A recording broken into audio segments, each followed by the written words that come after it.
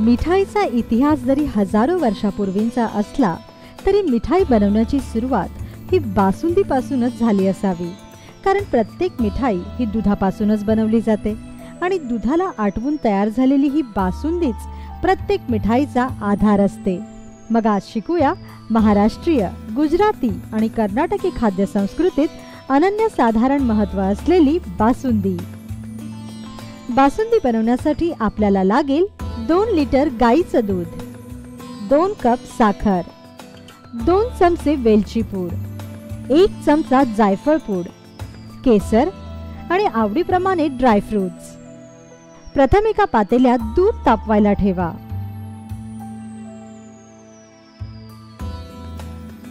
मंद आचेवर हे दूध तापू द्या।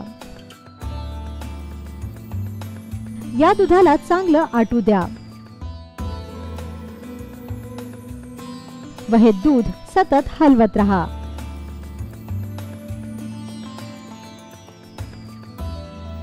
बासुंदीसाठी आपल्याला दुधाची जी कन्सिस्टन्सी हवी आहे ती साधारणतः 1 ते 1.5 तासांनी मिळते,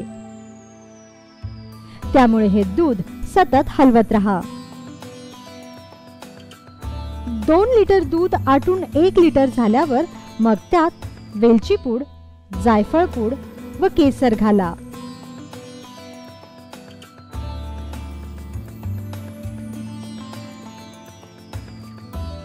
यानंतर आपल्या आवडीप्रमाणे यात ड्रायफ्रुट्स घाला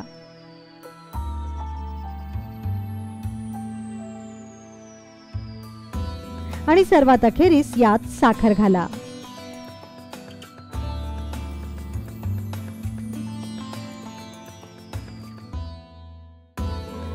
आता या दुधाची छान उकळ काढून घ्या।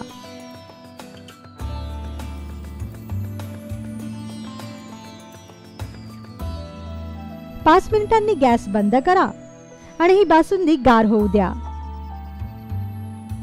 केसराच्या परागाने ही बासुंदी गार्निश करा।